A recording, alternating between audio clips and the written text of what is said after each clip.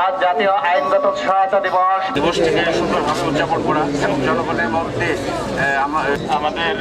সাধারণ যে মানুষ রয়েছে, বিশেষ করে আইনগত এলাকায়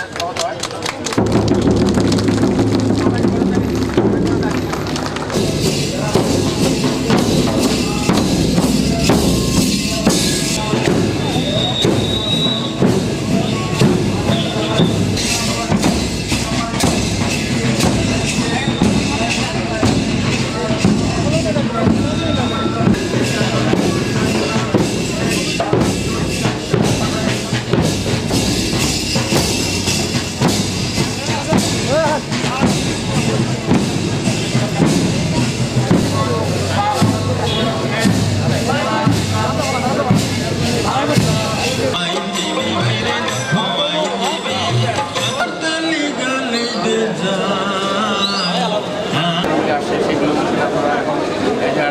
এনআইডি